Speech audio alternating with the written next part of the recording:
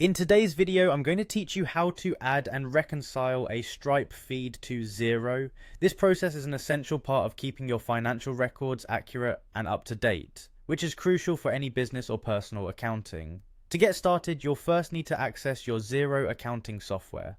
Let's walk through the steps together. First up, you need to log into your Xero account. Head over to the Xero login page and click the login button. You'll be prompted to enter your email address and password.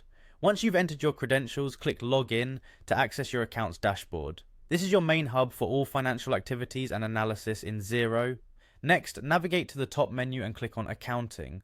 Under this section, you'll find Bank Accounts. Click on that option to proceed. This is where you'll add your Stripe account, allowing Xero to import transaction data directly from Stripe, saving you time and reducing manual data entry errors.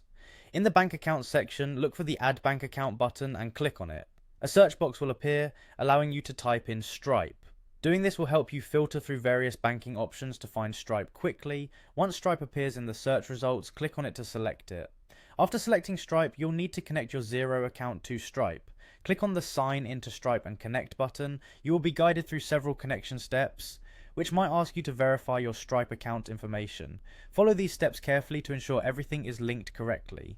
Once you've successfully connected your Stripe account to Xero, you'll be able to view your Stripe transactions in Xero.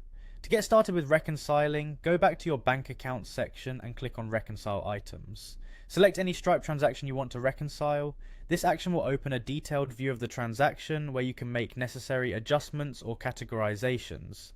To complete the reconciliation, you'll need to enter the contact associated with the transaction.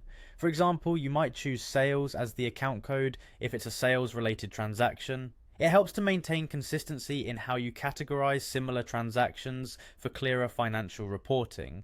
Next, fill in a description for the transaction.